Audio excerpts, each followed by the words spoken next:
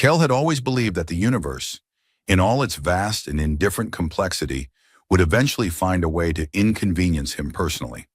Not dramatically, no collapsing stars or interstellar wars, but in small, irritating ways. Lost items, glitches in cheap devices.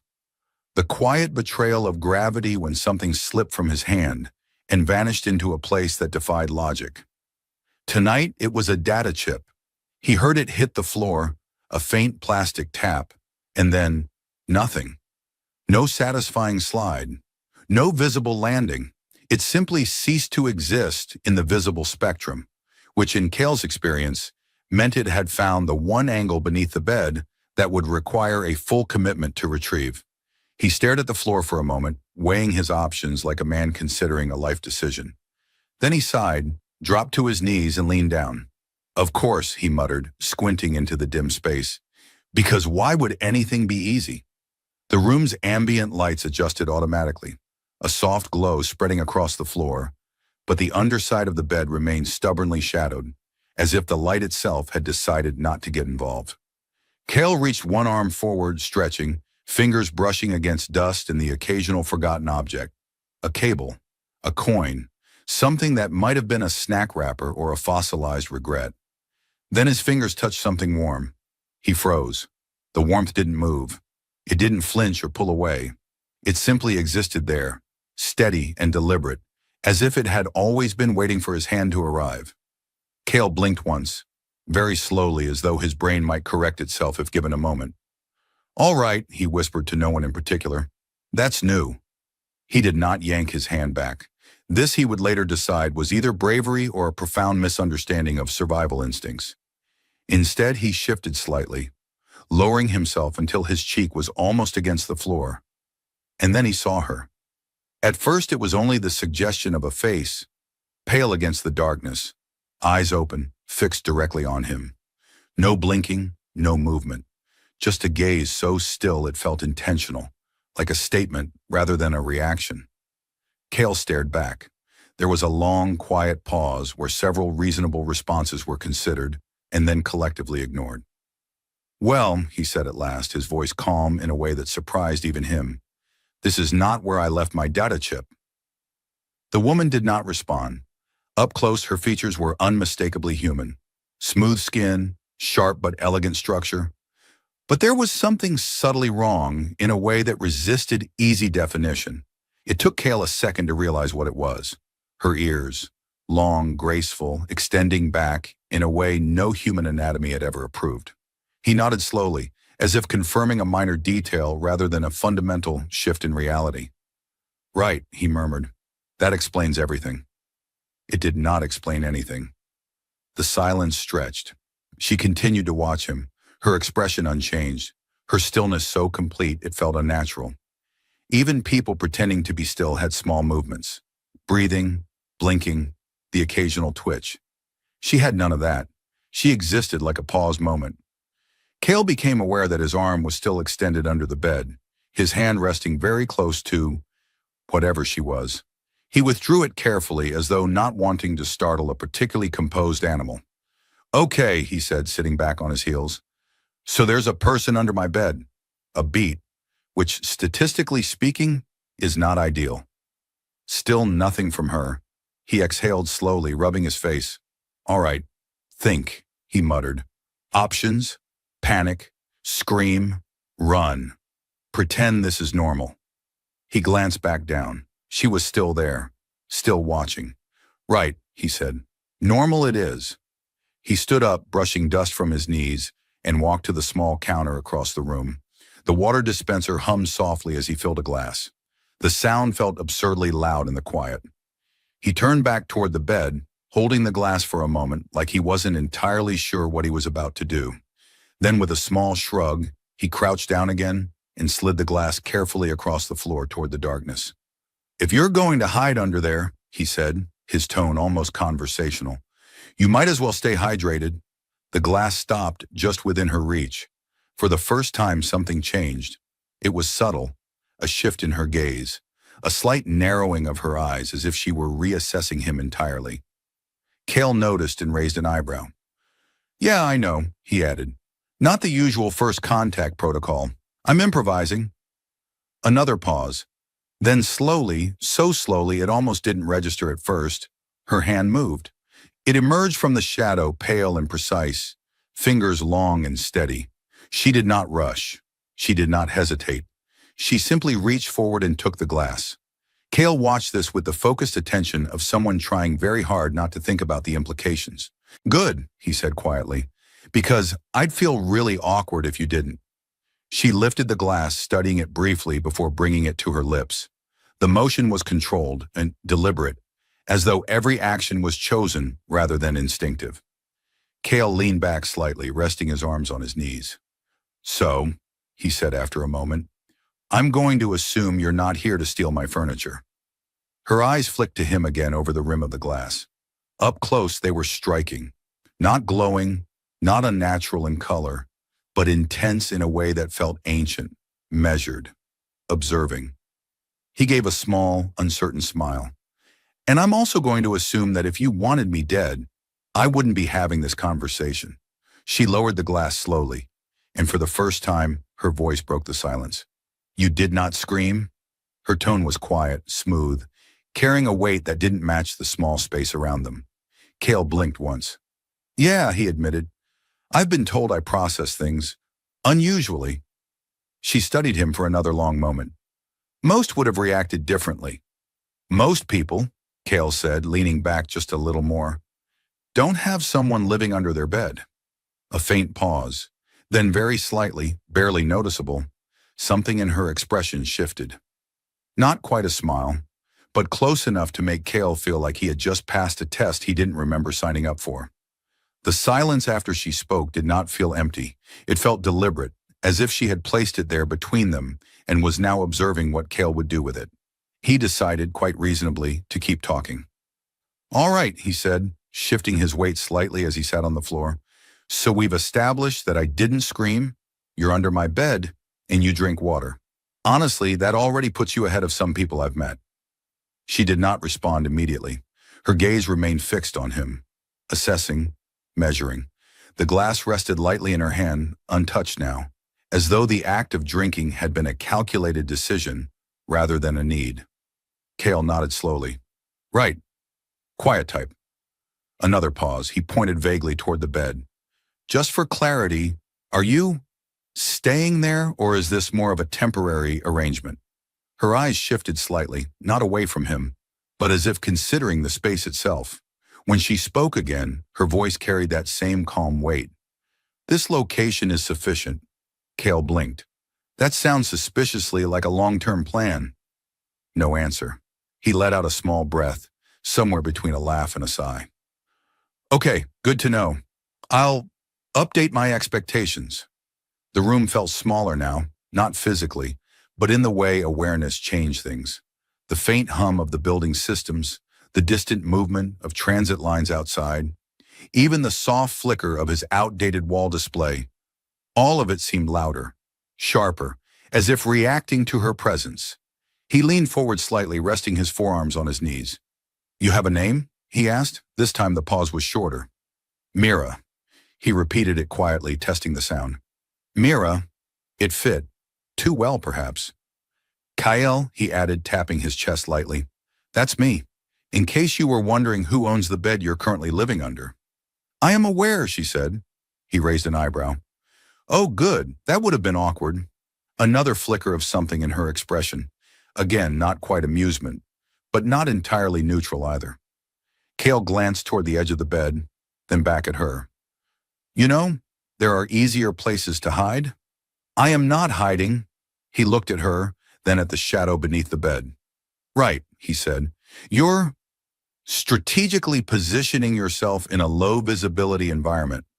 That is more accurate. Of course it is.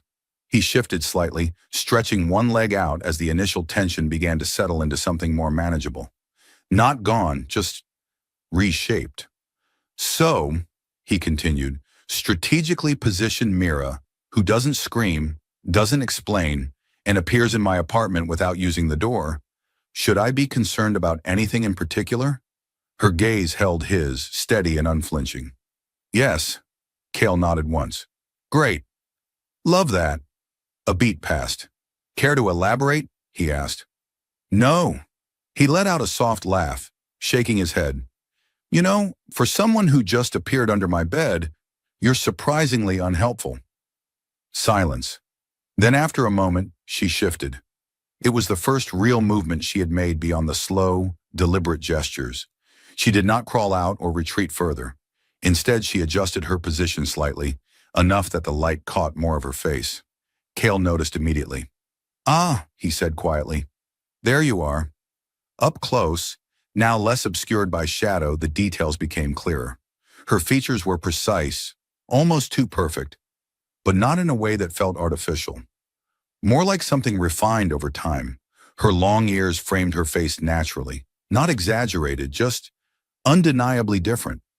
She studied him as he studied her. "You are not afraid," she said. Cale considered that. "I am," he replied honestly. "Just not in a screaming way." Her head tilted slightly, a small curious motion. "Explain."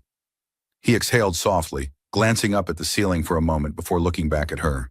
"It's like when something is so strange your brain decides panic would be inefficient. So instead, you just adapt. You adapt quickly. I've had practice," he said dryly, "mostly with broken technology, but apparently that skill transfers." For the first time there was a faint, almost imperceptible shift in her posture. Less rigid. Not relaxed, but adjusted. Cale noticed that too. "See?" he added, gesturing lightly. "We're already making progress. You're slightly less terrifying than you were 5 minutes ago." I was not attempting to be terrifying.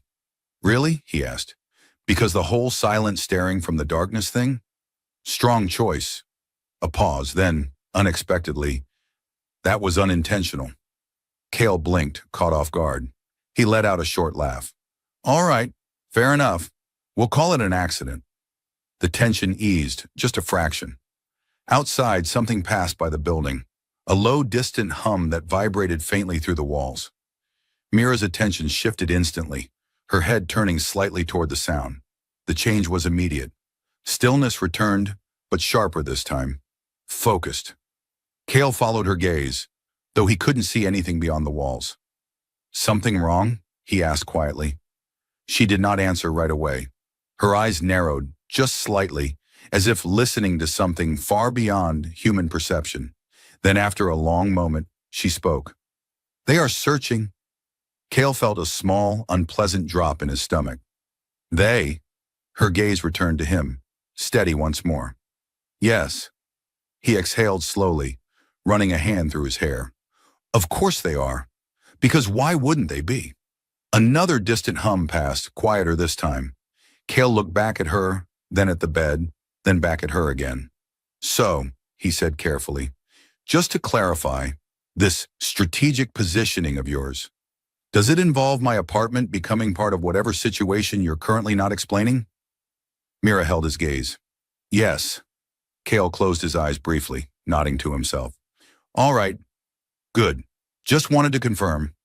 He opened them again, looking at her with a tired sort of acceptance. "Well," he added, leaning back slightly, "on the bright side, at least I found my data chip." There was a small pause. Then, without breaking eye contact, he reached under the bed again, felt around for a second, and pulled it out. He held it up between them. "See?" he said. "Not a complete loss." For a fraction of a second, Mira almost smiled. Cale did not sleep. He tried briefly, in the way one tries to pretend that everything is normal by following normal routines. He lay on his bed, stared at the ceiling, and attempted to ignore the very clear and undeniable fact that there was an alien woman, possibly dangerous, definitely mysterious, positioned directly beneath him. It was not an ideal sleeping condition. After approximately 6 minutes of staring at nothing, he sat up. "This is ridiculous," he muttered, swinging his legs over the side. "People sleep through worse. Probably." A pause. "Actually, no. No, they don't." From below there was no response. He leaned down slightly, peering over the edge. "Still there?" he asked. "Yes." "Good," he said. "Just checking. Would have been weird if you left without saying anything." Silence. Cale rubbed his face and stood up, pacing once across the small room. The lights adjusted again, reacting to his movement, casting a soft glow that never quite reached the shadows under the bed. He stopped by the counter, picking up the same glass Mira had used earlier. It was empty now. He stared at it for a moment, then set it down. "You know," he said, glancing back toward the bed, "this whole situation feels like the beginning of a very bad decision." No answer. He nodded. "Yeah, thought so." Another distant vibration passed through the building. Faint but present. Not the usual traffic patterns. Not the regular hum of transit lines. Cal noticed. He leaned slightly toward the wall, as if that might help him hear better. "That doesn't sound normal," he said. Below him, Mira was completely still again. "It is not," she replied. He exhaled slowly. "Great. Love that for me." He hesitated, then crouched down again, lowering himself until he could see her more clearly. "Okay," he said, his tone shifting slightly, more focused now. "You said they're searching. Who exactly are they?" Her eyes met his immediately. "They are loyal to what remains." Cale blinked. "That is not helpful. They were not meant to find me here?" "Well," he said, glancing around his apartment, "to be fair, this is not exactly a high-security hiding spot. It was sufficient." "Right. You mentioned that." Another vibration, closer this time. Not loud, but sharper, more defined. Cale felt it through the floor. He straightened slightly, tension creeping into his posture despite himself. "Okay," he said quietly. "New question. If they do find you here, what happens?" Mira did not answer immediately. For the first time, there was something different in her expression. Not fear, not uncertainty. Calculation. "They will remove all obstacles." Cale stared at her. "By obstacle," he said carefully, "you mean me?" "Yes." He nodded once, absorbing that. "All right," he said after a moment. "Good to know where I stand." A brief silence followed. "Then you may leave," Mira added. Cale blinked. "Excuse me? You are not required to remain here." He let out a small, incredulous laugh. "Oh, that's generous. Really. Very thoughtful. I am stating a fact." "I know," he said, pacing a step or two before turning back. "It's just interesting timing." Another faint vibration passed, this one barely noticeable. Cale stopped moving. He looked at her again, really looked this time, not just at what she was, but at how she held herself. The stillness, the control, the way she spoke as if everything had already been considered long before he asked the question. "You're not leaving," he said. It wasn't a question. "No. Even though they're coming." "Yes." He exhaled slowly, running a hand through his hair again. "Of course." A beat passed. "All right," he added. "Then I guess I'm not leaving either." Mira's gaze sharpened slightly. "That would be unwise." "Probably," Cale agreed, "but I already committed to the whole not panicking thing. Feels inconsistent to change strategies now." "You do not understand the risk." He gave a small shrug. "You're right, I don't. But I do understand that if I leave now, I'm going to spend the rest of my life wondering what happened next. That is not a sufficient reason. It is for me." Silence settled again, heavier this time. Mira studied him in that same intense, measured way. But there was something else beneath it now, something less clinical. "You are inefficient," she said. Cale smiled faintly. "I've been called worse." Another pause, then, unexpectedly, "You are also consistent." He blinked. "I'm not sure if that's a compliment." "It is an observation." "I'll take it," he said. The room grew quieter, the outside vibrations fading for a moment, a temporary calm. Cale glanced toward the door, then back at the bed. "So," he said, lowering himself to sit on the floor again, "if we're going to wait for your mysterious they to show up, we might as well establish some ground rules." Mira tilted her head slightly. "Explain." "Simple," he said. "If anyone breaks in, you handle the dangerous, highly advanced alien threat part. I'll handle whatever it is I can handle." "That is not a balanced distribution." "No," he agreed. "But it's what I've got." Another faint shift in her expression. Kale leaned back on his hands, looking at the ceiling again. You know, he added, this is not how I thought tonight would go. What did you expect? He thought about that for a moment. Honestly, he said, I expected to find my data chip, fix my system, and maybe get some sleep. A small pause. That outcome is no longer probable, Mira said. Kale let out a quiet laugh. Yeah, I figured. The silence returned, but it felt different now. Not just tension, not just uncertainty, something shared. After a moment, Kale glanced down at her again. So, he said, hypothetically speaking, if we survive whatever is coming, do you plan on continuing to live under my bed?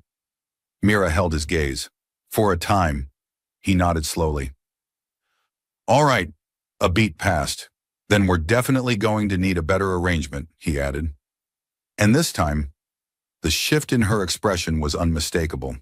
By morning, if it could still be called morning in a city where artificial light decided what counted as dawn, Kale had accepted three things. First, he was not going to sleep.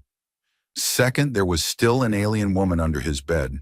Third, his life had officially crossed into a category he could no longer explain to anyone without sounding unwell. He sat at the edge of the bed, elbows on his knees, staring at nothing in particular. The room lights had shifted into a softer spectrum, simulating early daylight. It did very little to improve the situation. You know, he said after a while, voice slightly hoarse, I used to think my biggest problem was outdated hardware. From beneath the bed, Mira did not respond. Kale nodded to himself. That feels optimistic now. He stood up and stretched, joints protesting. Then he walked toward the small food unit, opened it, and stared inside. All right, he muttered. Let's see what we've got. A few sealed packs, nutrient bars, something that claimed to be soup but had long since abandoned any resemblance to it. He grabbed two items, hesitated, then grabbed a third. Turning back toward the bed, he crouched down again and placed one of the nutrient bars near the edge of the shadow. I don't know what you eat, he said, but this is technically edible. Allegedly. Silence. He waited. After a moment, Mira's hand appeared again from the darkness, taking the bar with the same precise, controlled motion as before. She studied it briefly. This is your sustenance? Unfortunately, yes. She turned it slightly, examining the packaging. It is inefficient. Kale gave a tired smile. You're going to fit in just fine here. A pause, then slowly, she pushed herself forward. Not fully out, but enough. Her upper body emerged from the shadow, the light catching her features clearly now. Her long ears framed her face as before, but in the soft glow, the details were sharper, defined, intentional. Kale noticed immediately. Okay, he said quietly, leaning back just a little. Progress. Mira ignored the comment, her attention fixed on the room. She scanned it, not casually, but methodically. Walls, entry points, devices, light sources. Kale followed her gaze. You're mapping it, he said. Yes. Good, he added, because I've been living here for 3 years, and I still get confused by that corner. He pointed vaguely at a section of the wall that looked identical to every other section. Mira did not react, but there was a subtle shift in her posture that suggested she was processing his words. You are comfortable with disorder, she said. I wouldn't call it disorder, Kale replied. I'd call it flexible organization. She looked at him. That is the same thing. Different branding. A faint pause, then, unexpectedly. I see. Kale blinked, then smiled slightly. Careful. You keep agreeing with me like that. I might start thinking I'm making sense. Her gaze returned to the room. The structure is weak. He followed her line of sight. Yeah, it's not exactly a fortress. It will not withstand prolonged intrusion. Well, he said, leaning back on one hand. Good thing we're not planning a long-term siege. Another vibration passed through the building. This one stronger. Kale felt it immediately. His expression shifted, the humor fading just slightly. Still searching? He asked. Yes. He nodded once, slower this time. Are they getting closer? A brief pause. Yes. He exhaled quietly. All right, that's consistent with how my day is going. Mira's attention shifted back to him. You should leave. Kale shook his head. We already discussed this. You do not gain anything by remaining. Not true, he said. I gain answers. That is not a sufficient exchange for survival. Depends on the answers. Silence. She studied him again, that same intense focus. You are not logical. I am, he said. Just selectively. Another pause, then. You are choosing uncertainty over safety. Kale shrugged lightly. Safety's overrated. Nothing interesting ever happens there. Mira held his gaze for a long moment. Then quietly, that is incorrect. Something in her tone shifted the air slightly. Kale noticed. All right, he said softer now. Maybe not nothing. The vibration returned again, sharper this time. Closer. The room lights flickered for a fraction of a second. Both of them noticed. Mira's posture changed instantly. Stillness again, but different. Focused. Ready. Kale stood up slowly, instinct overriding thought. Okay, he said, voice lower now. That one I didn't like. They are near. He nodded once, his usual humor not quite gone, but quieter now. Define near. Mira's eyes shifted briefly toward the door. Close enough. Kale followed her gaze. The door looked the same as always. Solid. Unremarkable.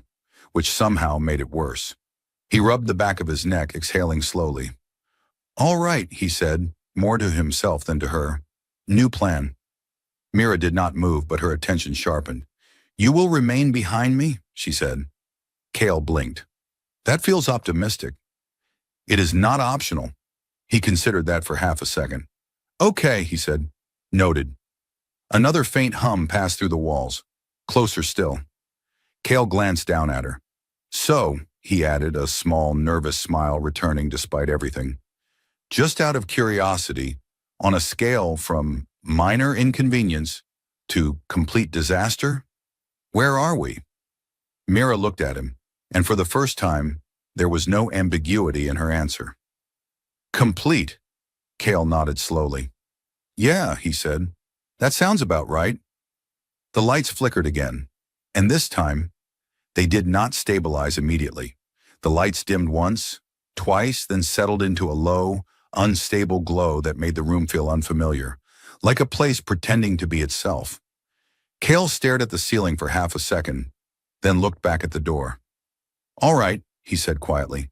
That's new. I don't like new.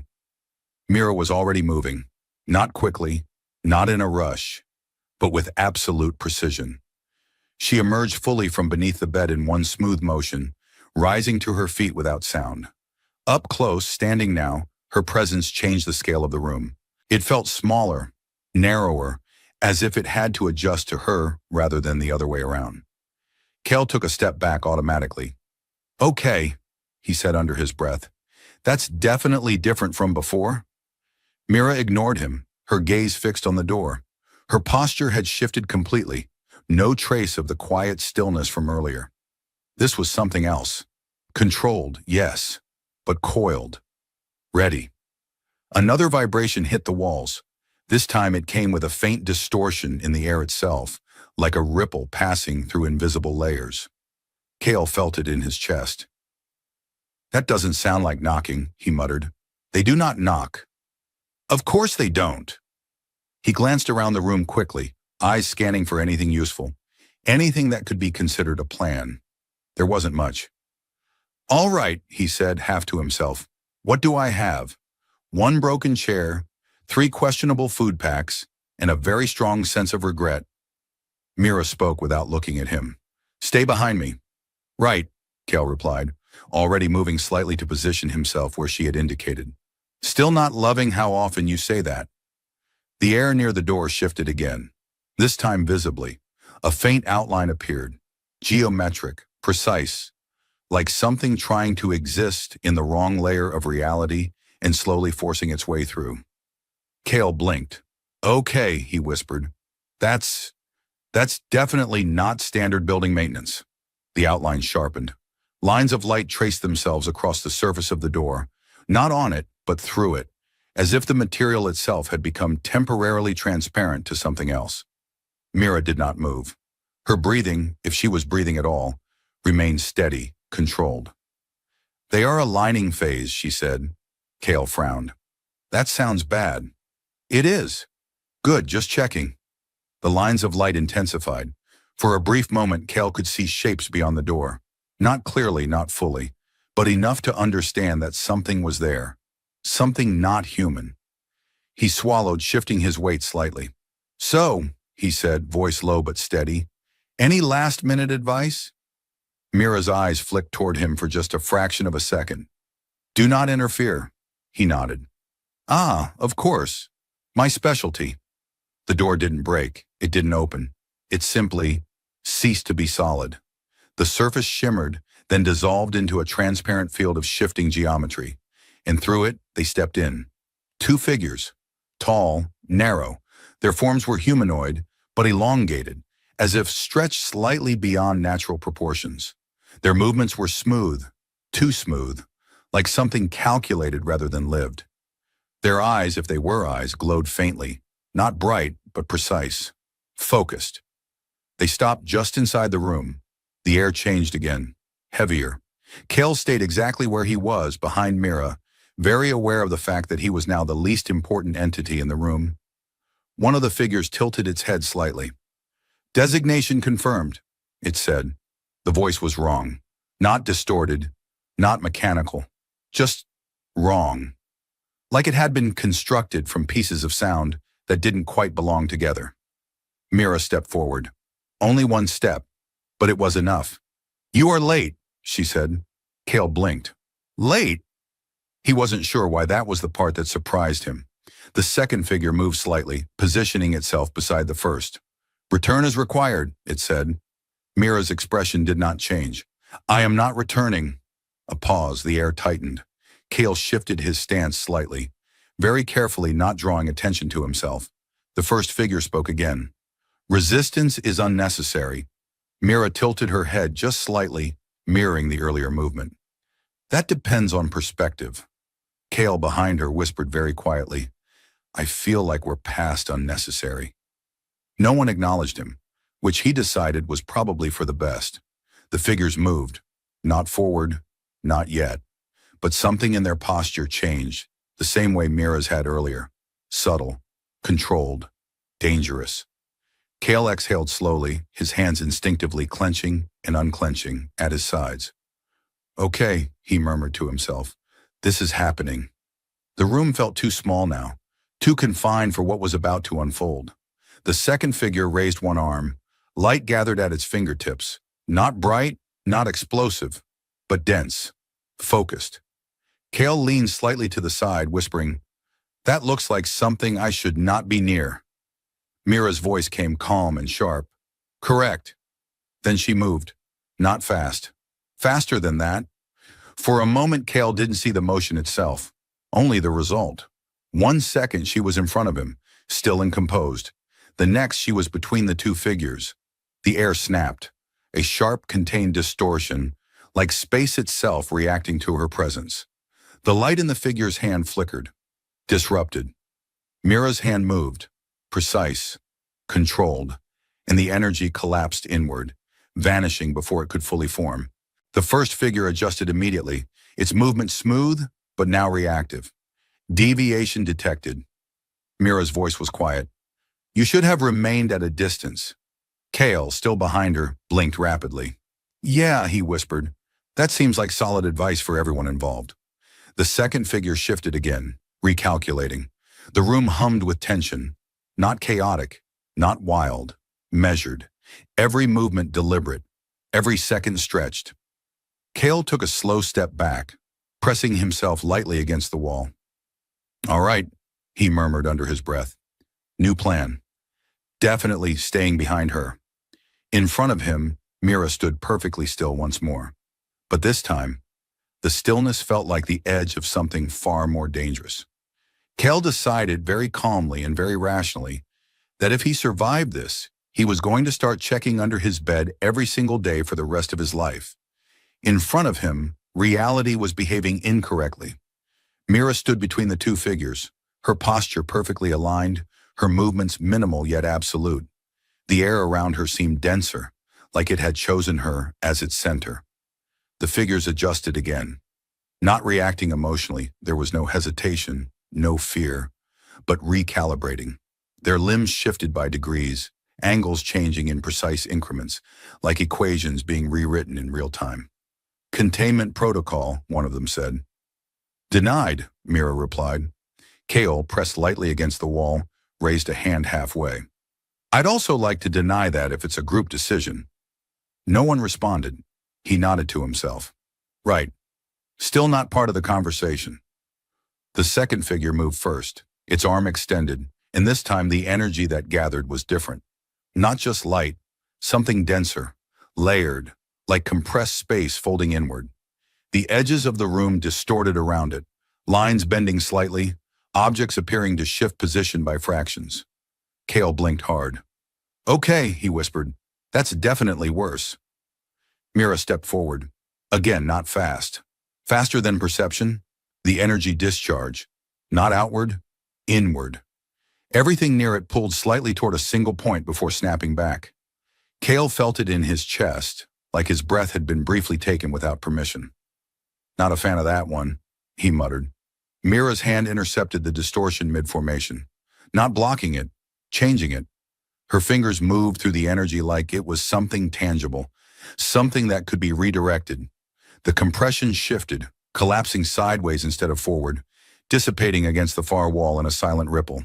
The wall flickered, then stabilized. Kale stared. You just rewrote it. Mira did not look back. They rely on fixed outcomes. And you don't, Kale said. No. Good, he added, because I prefer the version where I remain alive. The first figure moved in response. It closed the distance in a single, fluid step. Too close. Kale instinctively pushed himself flatter against the wall, as if that would somehow reduce his presence. Still behind you, he whispered unnecessarily. Mira turned slightly, just enough to align with the movement. Their proximity changed the tension entirely.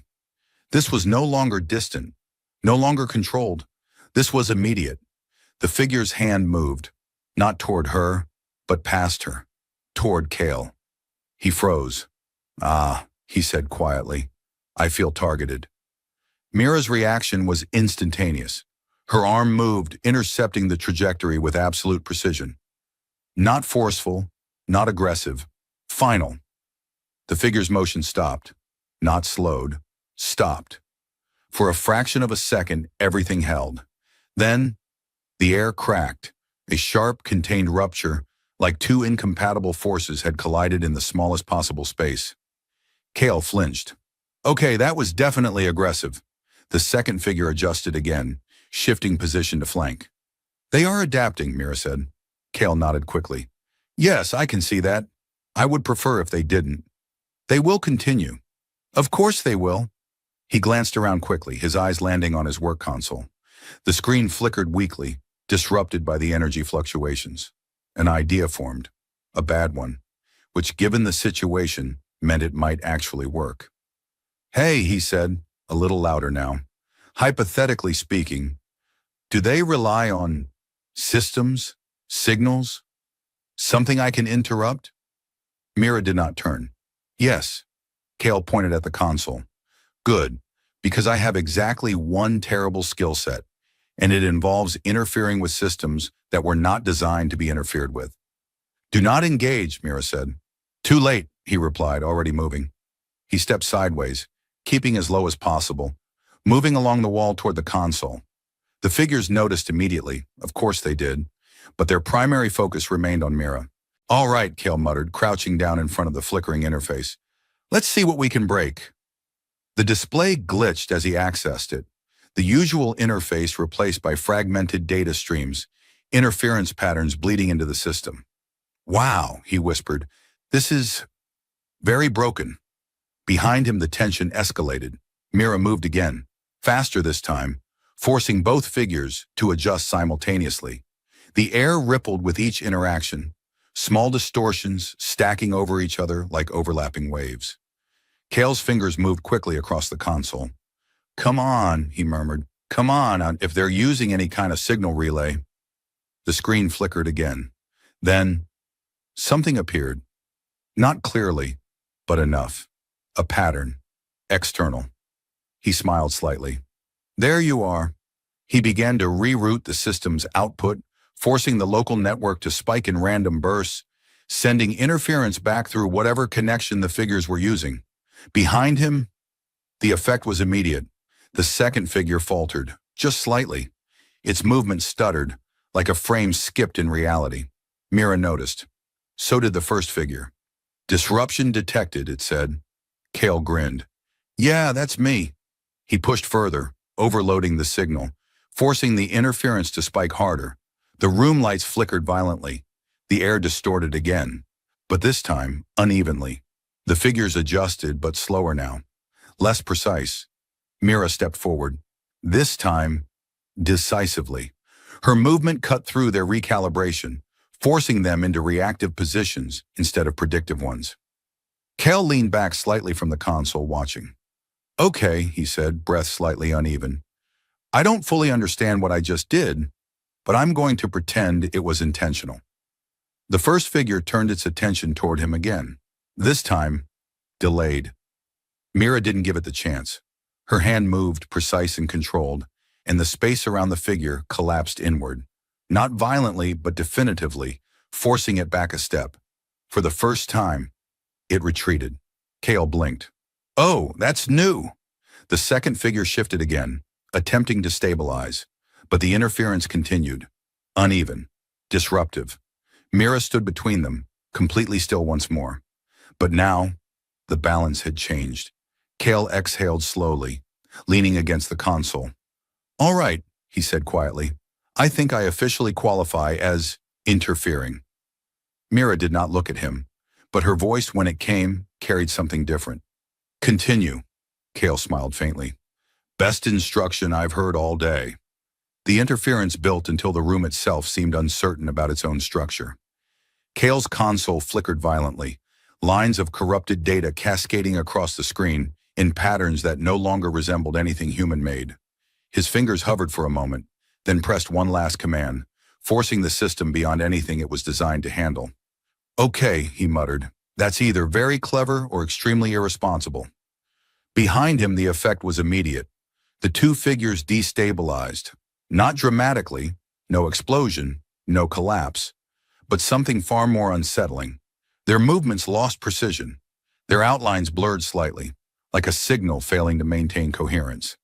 Signal integrity compromised, one of them said, its voice breaking at the edges. Yeah, Kale replied under his breath. Join the club. Mira moved. Not as before. This time there was no testing, no adjustment. She stepped forward with a certainty that felt final. The space around her shifted, not violently, not visibly at first, but undeniably. The first figure attempted to respond, its arm lifting again, but the motion lagged, its coordination disrupted by the interference. Mira's hand rose, and the air obeyed. The figure froze mid-motion, not restrained physically, but held in place by something deeper, something structural. The geometry around it tightened, folding inward just enough to remove its ability to act. The second figure attempted to compensate, shifting position to support. Kale saw it coming. Not today, he said, pushing another surge through the console. The interference spiked again. The second figure faltered, its form flickering more noticeably now. Mira turned her attention to it. You were not prepared, she said quietly. Neither figure responded. They couldn't. For the first time since they had entered, they were no longer in control. Mira stepped closer, her presence overwhelming in its stillness. Return, she said. The word carried weight, not a command, a conclusion. The distorted air around the figures tightened further, their forms destabilizing completely now, edges breaking apart into fragmented light. For a brief moment, they resisted. Then, they were gone. Not with a sound, not with a flash, just gone. The room exhaled. The pressure lifted so suddenly that Kale had to steady himself against the console. Okay, he said, breathing out slowly. I'm going to say that went relatively well. The lights flickered once more, then stabilized fully. Silence settled in. Real silence this time. No vibrations, No distortions. Just the quiet hum of a very ordinary room that had, moments ago, been anything but ordinary. Cale leaned back against the console, running a hand through his hair. All right, he added. New rule. No more unexpected visitors. Mira did not respond immediately. She stood where she was, her posture returning to that controlled stillness. But something had changed, not in her stance, in the air around her. Less tension, less distance. After a moment, she turned toward him. They will not return. Cale nodded slowly. Good, because I'm not sure my system can survive another one of those. A brief pause. It cannot, she said. Great, he replied. Reassuring. He pushed himself off the console, stepping forward slightly. The room felt different now. Familiar again, but not the same as before. He wasn't the same either. He realized that quietly without needing to think too hard about it. Yesterday, he would have run. Today, he had stayed. He glanced at Mira, then around the room. Well, he said, that officially qualifies as the most productive night I've ever had. Mira watched him, her gaze steady. You adapted, she said. Cale smiled faintly. Yeah, I guess I did. A small pause followed. Then, you disrupted their structure, she added. He nodded. I break things. It's kind of my specialty. That is not entirely accurate. He raised an eyebrow. Oh, you changed the outcome. Cale considered that. For a moment, he didn't joke. Yeah, he said quietly. I guess I did that too. The silence that followed was different now. Not heavy, not tense, just present. After a few seconds, Cale glanced toward the bed, then back at Mira. So, he said, about that arrangement. Her gaze shifted slightly. Explain. You under the bed, he said. Not sustainable. It was sufficient. It was temporary, he corrected. A brief pause, then, yes. He nodded, satisfied. Good, because I have exactly one bed, and I'm not sharing it with the concept of mystery. Another small shift in her expression. Cale gestured toward the room. We can figure something out. Chair, floor, I don't know, we'll innovate. You are offering continued shelter. Yeah, he said simply. Seems fair. Why? He shrugged lightly. Because you didn't remove the obstacle. Mira held his gaze. That was not the primary reason. Maybe not, he admitted, but it counts. A quiet moment passed between them. Then, I will remain, she said. Cale nodded once. All right. He turned, walking a few steps before stopping, glancing back at her. Oh, he added, and just so we're clear, next time you arrive somewhere, maybe skip the whole under-the-bed entrance. A faint pause, then, I will consider that. Cale smiled. Good. He moved toward the bed, sitting down carefully this time, as if the space itself had changed meaning. He leaned back slightly, exhaling. For the first time since all of this started, the tension had settled into something manageable, something stable. He looked toward Mira again. You know, he said, I never did fix my system. She tilted her head slightly. It is functional. Barely, he replied. But I guess it got the job done. A small pause. Then he added with a faint grin, Kinda like me. Mira watched him for a moment longer. Then, just slightly, she inclined her head. And this time it wasn't calculation. It was acknowledgement.